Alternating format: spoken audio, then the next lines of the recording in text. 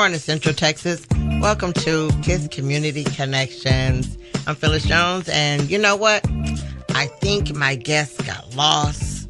So, you know what? It's me this morning. We're going to have some fun. We're going to learn some things. I have some great news to talk about because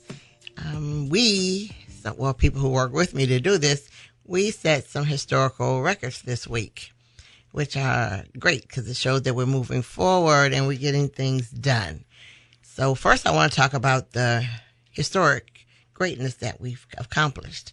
And I say we because there was a group of people who worked along with me and some other people. We got together and because we were asked to do a project, and this is what it is. In 2018, one of our State Board of Education people, not your city, your ISDs, but from the State Board of Education, I know them and I work with most of them because I'm state education chair in my other life of the NAACP. Well, Elise, one of my members of the state school board, she contacted myself and another member of the NAACP to ask us, could we gather a think tank and put together a curriculum of Blacks of African descent and introduce it into State Board of Education, to get it passed. Well, first thing was, really, Phil, seriously, this is not going to work. Not that we couldn't do it. My doubtfulness was that they, State Board of Education would approve it, pass it, and move it on. So what I did was I contacted some professors I knew, and the ones that I'll contact, I'll name, Reverend Philemon Brown. I contacted him because he's a walking Black history person. I mean, really, really, really is. So I contacted him because I knew better. I knew, he'd be one. And also I contacted Professor Hill, who used to be here at Texas, A&M Central Texas. And then another professor named Julian Heliak, I contacted him. And then there were some others. And, my first question is, can you do this? And they were like, yeah, because, creating a curriculum for schools has got to be exciting, and I imagine it was. So, I did create that think tank, and I realized I do know my African history. I know my heritage, but not as deep as I know those men really, really do. And they got more time to do it than I actually do, because even I would have been doing that plus doing what I normally do across the state of Texas. So it would have been a monumental nightmare. But anyway, they did it. They created it. And Dallas ISD agreed to be the project school that would implement it this school year. Well, school year starting in 2019. They implemented to see how it would go. Well, in November, State Board of Education had their meeting. Reverend Brown, Philemon Brown, and a couple of other people showed up at the State Board meeting to talk about the curriculum, why it should be implemented, what it will do, all the things that goes with building a curriculum. They talked about it.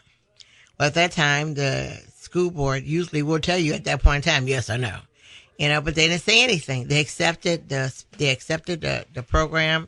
They accepted the curriculum. They accepted it. So to us, to our thought process, we're like, okay, what's going to happen next? So, kept to forward it up. This past Monday, the State Board of Education members and Philemon Brown and a couple other people sat down and met. And what they're doing now is aligning the curriculum with the TEKS, which is exciting because it is actually going to be now. It's no longer on paper. It's no longer in the talking stage. The think tank succeeded in what the task was. And I was like, screaming and hollering. I hope no one heard me because you probably would have thought that something tragic is happening to this woman. But I was excited about it because, giving birth to something like that is like, wow. So right now, once again, Reverend Philemon Brown, I want to thank you like 50 million times for doing what you're doing, because it was a monumental challenge, and it was monumental what you were doing and what you are doing now, because not only is he working to align the curriculum with the TEKS, they also will be working on aligning the part where they teach the teachers how to teach this class. So it's going to be a great historic start for more things to come. Like I said, it's something that we did, has never been done in Texas before. So it was good to be on that end of the scale and the end of the spectrum to actually know that, we put together a think tank to do this. The first thing I had to sit down and do was, my hardest part was, who's going to say no to me? And I'm like, oh no, these men can't say no. And these women can't say no. And no one did. So, like I said, I want to thank those who assisted us in the think tank and, proving to everybody else that a think tank can work. And for those of you who have no clue what a think tank is, I'll go back and explain it. A think tank is where you get a group of people together and they focus on one thing. Not many. They focus on one thing, and they focus on it for the betterment of a group, of a community, of a people, whatever it is, but they focus on that one thing, and they go from the beginning and the end to it as a think tank. No one could come in and out of a think tank, and meaning that once the think tank begins, you don't add anybody, because then you're going to have to go back to the beginning. People can come off the think tank and decide that that's not where they want to be, but you never add people in because it can go haywire and get chaotic. So we don't want to do that. But like I said, next year, school year, Blacks of African Descent will be part of the curriculum taught in Texas. It will be an elective, but it will be taught. So I'll say some truth will come into where some of the stories have been in. There will now be some truth in there and some of the things that our kids have learned at school about Black history, and learned that our history did not start when we got to the United States. Our history started many years before that. So some corrections to be made as far as how we do what we do will be corrected. Some eye-opening things will come up and be talked about. And I know during this time I was talking to another lady about the curriculum being written, and we had a heated discussion about two people. Our first discussion is, she said, will Rosa Parks be in there? And I asked her, what did Rosa Parks do? I said, what did she do? She didn't do anything. I told her Rosa Parks did not do anything. So, we had that heated discussion about, yes, she did. And I let her know why she did not do anything, and actually who started the movement. So that was a part of history. I'm like, here she is walking around as old as she is, thinking that it was Rosa Parks who first started it, when actually we know, most of us who studied know actually the truth. And also we talked about Martin Luther King, and, she was like, well, he developed this, he developed that. I'm like, no, he became the person. I said the movement started before that. So, those are things I'm thinking. I'm talking to, someone who would know, who should know, and I find out that I'm talking to somebody who had no clue actually what was going on. So myths like that will be corrected, because, if you don't know who you are, where you came from, then you're going to be jacked up going forward. You're going to go forward wrong. And that's the worst thing that we can do, is move forward without knowing your beginning. You have to know your beginning, because it's the foundation to which you will grow. And your greatness begins with your foundation that you should have had beforehand. And parents, I need to tell you once again, grandparents, school districts, and I work for the school district, are not built to educate your child fully. Those who think that are wrong. I learned Black history. I am from Detroit, and we did have African American literature in Detroit. So I did learn a lot there. But I learned most of my history at home from my parents, because that's their job. Their job is to build into me my ancestors. That's their job, not the school's job. And I don't know how parents got away from that. I don't know when, but I wasn't one of them that got away from it. But just remember, parents, certain things, it's not the school district's job to teach. School districts could not teach me my heritage. Can't. They couldn't, because they don't know my heritage as well as my parents do. So those things are going to be corrected, and our kids will start getting truthful history, and it will be written by people who lived here and people who look like us. So once again, like I said, if you see Reverend Philemon Brown, walk up to him and say thank you, because he's working hard to make that work. And for him, he's loving it. I know he is.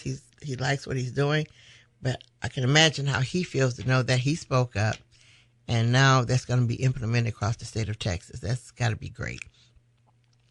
So we're going to talk about a whole bunch of topics today, because we're going to talk about a heartburn I'm having right now. as a state education chair, like I said, my other life, across Texas, I'm fighting a whole bunch of hair issues. And this hair stuff has got to go. The young man with the locks in his head, from the little bitty town. And to say this, most of the towns that these issues are, they're small.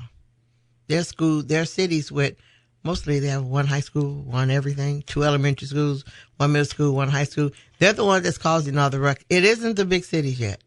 Now, the dumbest one I've had, I'm going to get back to the kid with the locks. I had a kid sent home because she and he both, they had braids in their hair, and they had single braids. So the superintendent sent them home because he said there cannot be any separated hairstyles. So mom was really upset about it, and I started laughing. And she was upset with me first because she was like, "Why are you laughing?" I said, "Don't worry about it." She said, "Well, I've set up a 3-way phone call." Great. She said, "So are you upset?" "No, it's going to be a hilarious phone call." So she said, "Why?" I said, "Just listen to me." I said, "Because you didn't think about," I said, "He didn't think about what he said." She says, "Yes, he did." "No, he didn't." I said, "You didn't think about what he said." "It's fine." So we get on the phone and he's telling me no separated hairstyles. So we went back to the beginning and I asked him one question. I asked him, "How does your hair grow?" He said, "Grows out of your head." "Duh, yeah, I know that." I said, "But does your hair grow strand by strand or does it grow all clumped together?" He said, "Grows strand by strand." I said, "Thus it's a separated hair, right?" He says, "No, it is." So he didn't say anything for a minute. He says, "You're being funny." "No, I'm not. You said no separated hairstyles. Your hair grows separate." I said, "So I assume everybody in your school district is bald because you said no separated hairstyles." So for a while, he didn't say anything. And he says, "Well, can we have this call again in like an hour?" And I'm like, "Sure." So the parent asked me, she said, "What's going on?" I said, he realized what he sounded like saying, separated hairstyles, after I went into effect of your hair grows separately.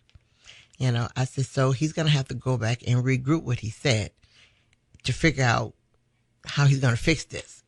I said, so we did. We resumed the call in an hour, and he came back on. He goes, "I didn't realize what I said." I'm like, "I understood. I know you didn't. That's why I asked you what I asked you." I said, "You was trying to go after African Americans or Africans, Islanders, or whatever.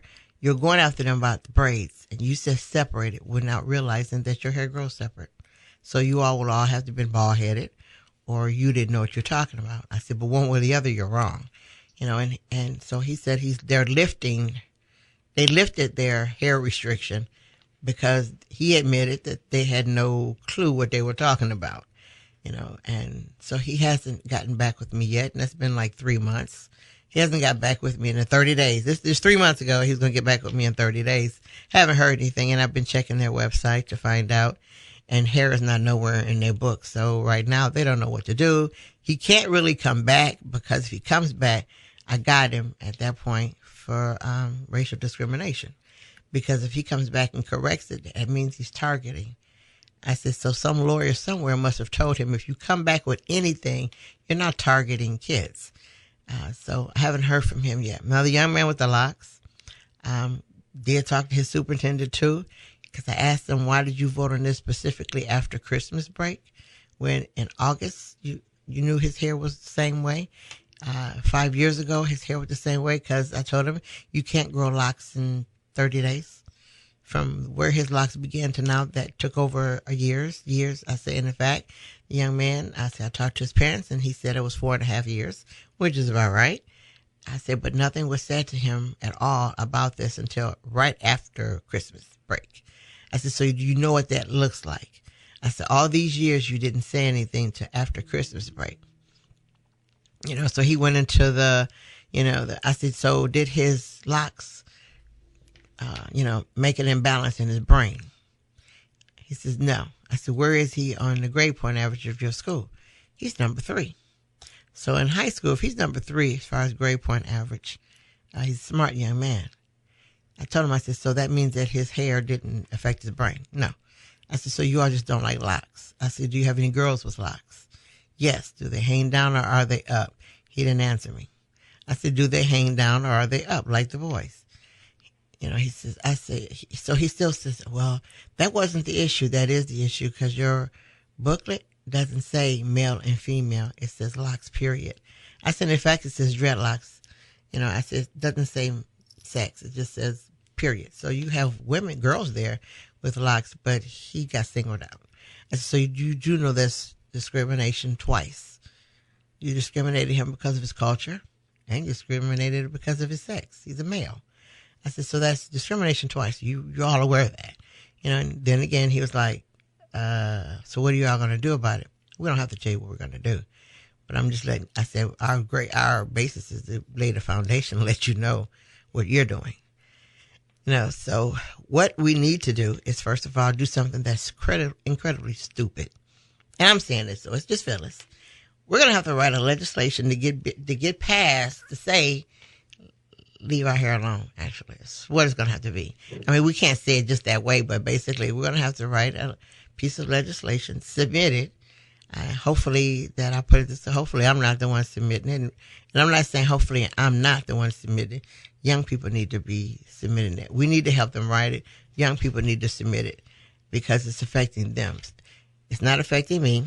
I no longer have locks. My locks were too long and I could do nothing else with them one day, so I cut them off.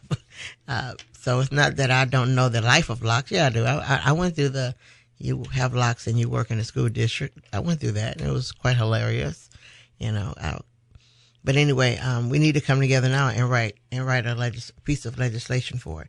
To which, like I said, is very stupid. That's useless that we got to write this. But you know what? If this is, to me, if this is what I got to do to protect my young people, I'm gonna do it.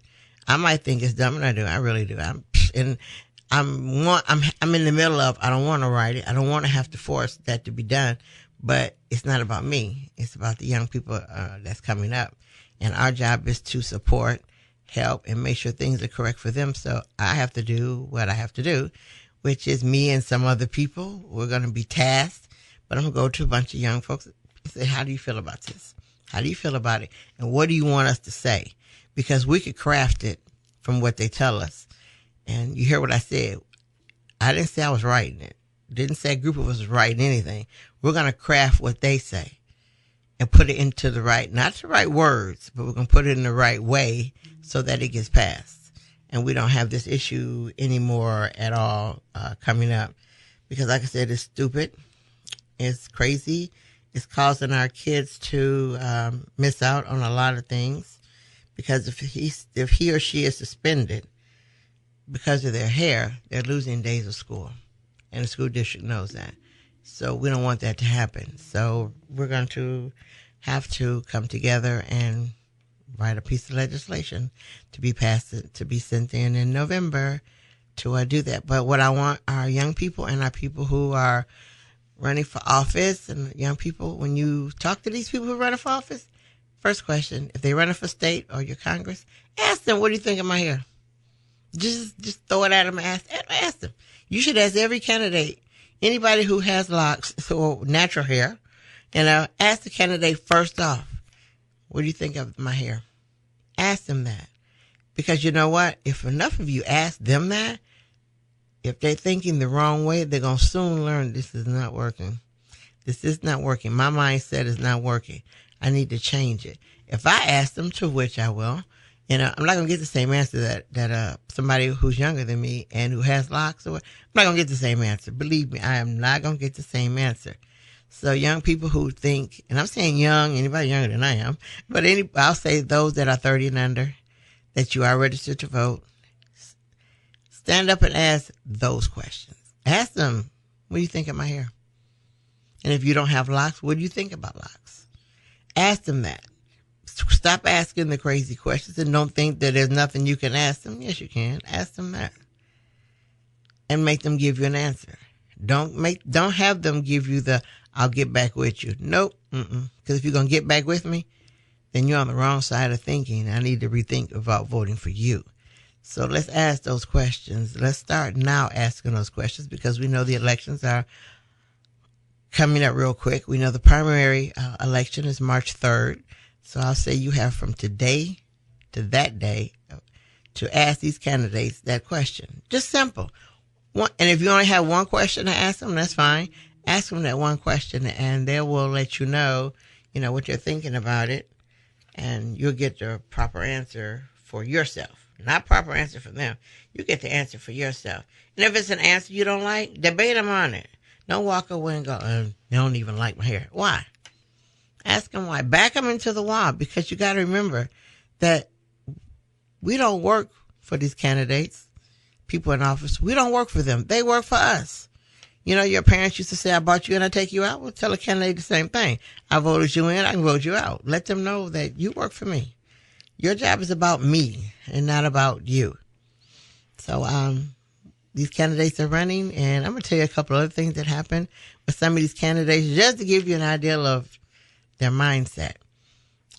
Yesterday, we had a voter registration drive for youth from 17 to 27. We had a voter registration drive at the skating rink in Killeen.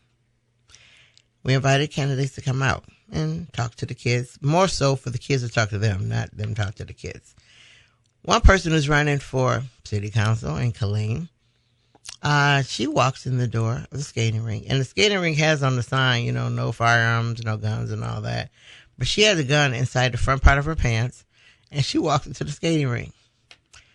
And when she walked up there, everybody's looking at her and looking at, you know how you look at somebody, you look at the sign. So they're looking at her, looking at the sign, looking at her. And she just decided to walk in.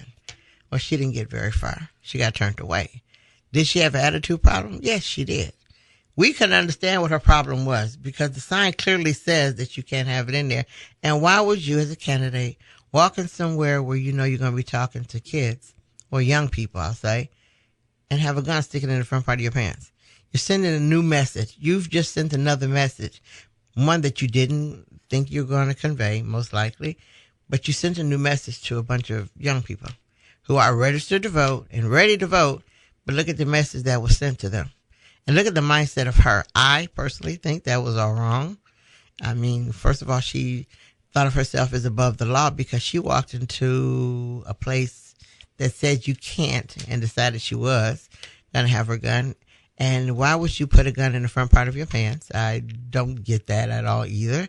That sent another message of your mindset. You know, so she said so many wrong, and a bunch of the youth saw her being told to leave, you know, and they were like, yeah, she should be gone. And, you know, they were like, why she come in like that? We told her at another event or wherever you see her again, ask her. Don't ask us. Ask her, why'd you walk in there with a gun? Make her answer that question. Let everybody else know, like I'm doing now. This is what she had the nerve to say. And those kids were on their phones, naturally. You know, they were doing Facebook Live at this point. Here this woman coming with a gun in front of her pants.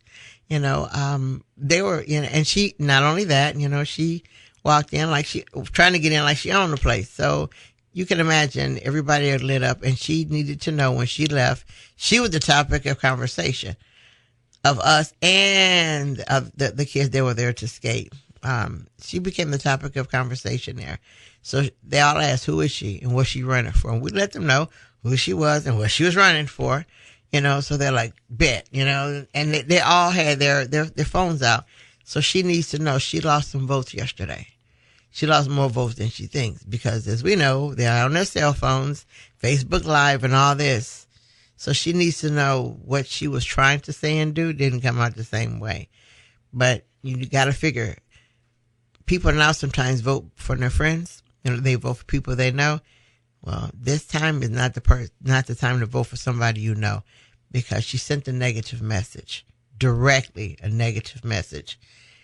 And me coming into a skating rink, for real, seriously, everybody coming there to skate. But that was the message sent. Also, last night, it's a man running for Congress. And he stood up and he gave a speech. And you know how you're not paying attention to what people say? Well, I wasn't paying attention to what he said. Until he said two things, and I, you know, stopped what I was doing and looked up and go, did he really say what he said? And he mentioned it again. I'm like, okay, you really did say this. You know, I'm thinking at this point, I thought this man was intelligent. I thought. I learned later as he said this, he wasn't. This is what he said. First, he did realize he was talking to people from 17 to 27. But he said if elected, he was going to stop school shootings. That was one thing that made me turn. Did he really say he was going to stop school shootings? Yes, he said, yes, I have a plan. All right, right then and there, I realized, okay, this is idiot number 2. Because nobody can say they're going to stop school shootings. You can't say that. That's an impossible statement. You can say, I'm going to attempt. I'm going to do what I can working with the police department. You can say you're going to attempt to do something. That's fine. That's fine. I'm attempting to do it too by talking to kids. But to say that you can stop it, no. And once again, the kids are like, who is he talking to? You all he talking to, not me. I don't go to school. I work there. I'm not a school kid. I don't know how he could do it, but to him, that's what he was going to do. All right. So as he's talking some more, he started talking about kids in juvenile. Okay. Now you're going to get my attention because I'm disliking the juvenile system. And his thing is, he said the kids are in juvenile because they have the wrong parents. I'm like, whoa, no, and he was proudly saying that, that's all we got to do. Get the parents fixed, got the kids. So I began to wonder this time, what country was this man from? Because he had lost me. I was totally gone. I'm like, you actually going to stand in front of a group of kids and in front of anybody actually and say that the problem with the kids in juvie is they have the wrong parents. No. So, that was to me wrong statement number 2. So for me, he just told me don't vote for him. Actually, that's just what he told me. He said, don't vote for me because I don't have it yet. Second, he needs to understand that you're talking to a group of 17 to 27-year-olds who are close to their parents to tell them that, all your friends that are in trouble is because of their parents. Well, most of them knew if they have any friends in juvie, it wasn't nothing to do with the parents. It was due to I had some idle time to listen to some idiots and I did something I shouldn't have done. Or, I was following somebody, peer pressure. There are so many other reasons that kids do things other than, their own parents. So, he reduced everything down to, bam, this is the problem. And I'm going to fix it. Once again, if we have some parents out there who don't know what they're doing, you can't fix a parent. You can't go, okay, I'm going to restructure how you talk to your child 100% and no kids will be in juvie. I don't know, once again, what country he's from because obviously it's not the United States. But these people are running for office. And he had people last night clapping when he said that.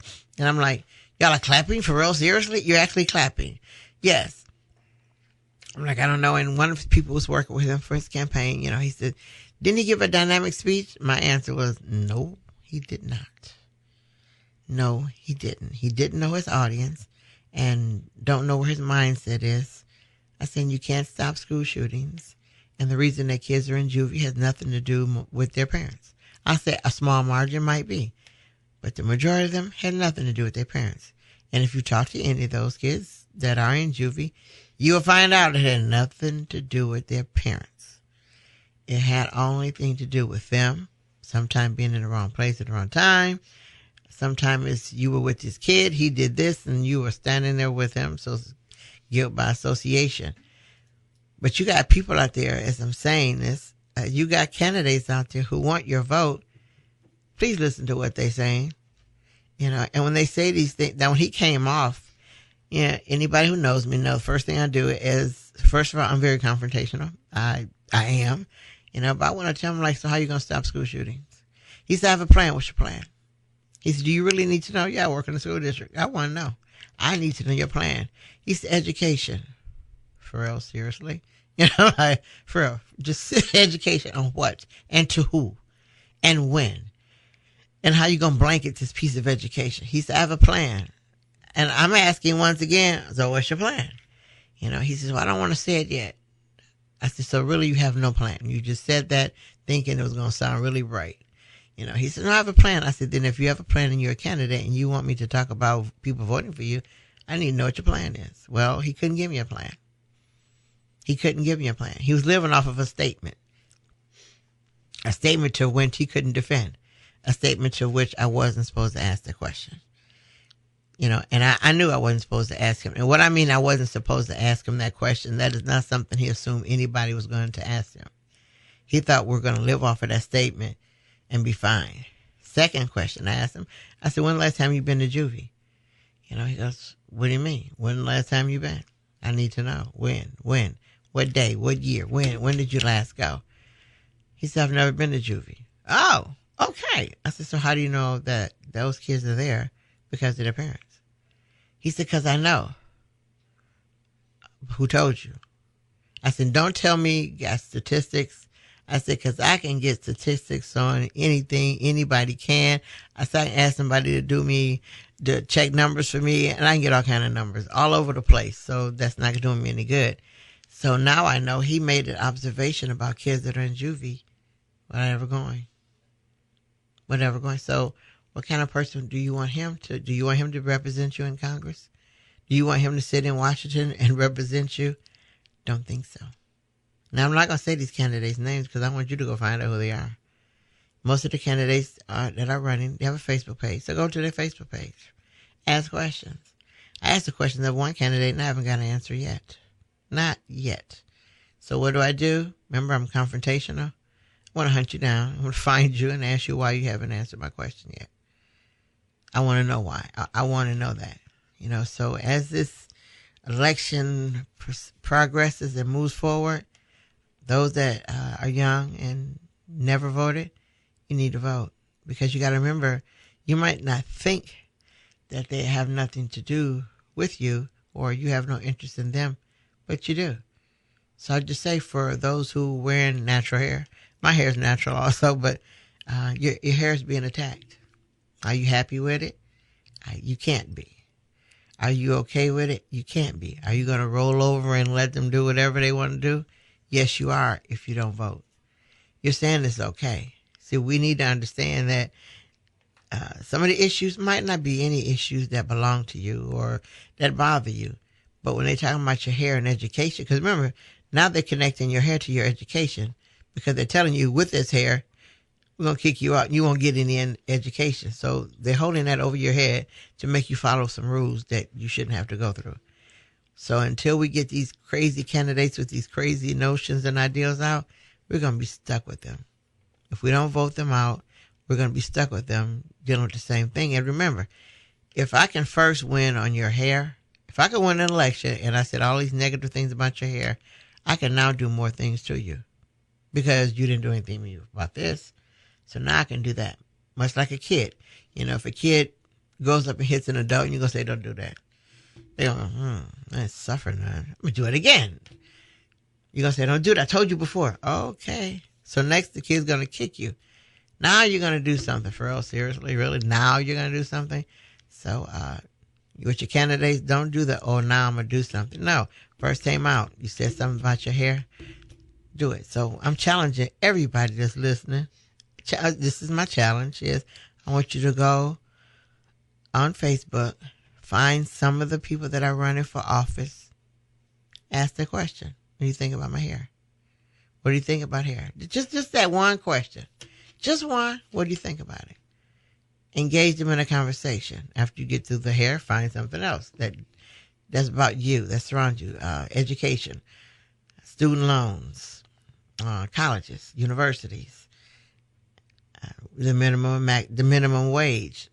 When you get out of school at 18, can you make a livable wage? Answer is no. You can't. Do you care about it? You should. If you go to college, do you have to do the health battle unless you had parents that were in the military or whatever? Is there a health issue battle? Yes, there is. Yes, it is.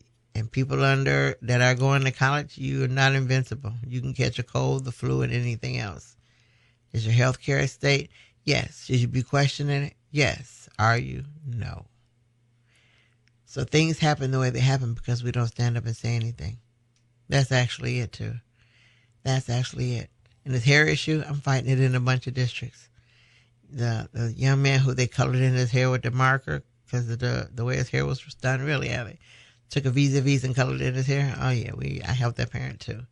The one with the little boy with the long hair because the superintendent said that his grandmother needs to either cut his hair or put him on a dress. Yeah, that was really awful. So a couple of conversations with him, he wasn't happy. The young man, now we're going back to the locks. I decided to be further. I put the picture of the superintendent on Facebook and I put his address, name, phone number, and email address out.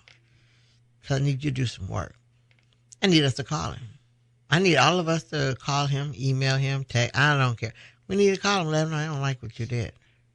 And if we see now the young man went on Ellen DeGeneres' show, he got a $20,000 scholarship already. So he's moving forward. So you know what? The law in that school is going to change. It's going to change because there's more notoriety brought to the situation. So now that school is going to have to do something because there's too much pressure on them right now for what they did to that young man. But, you know, those things we need to think about.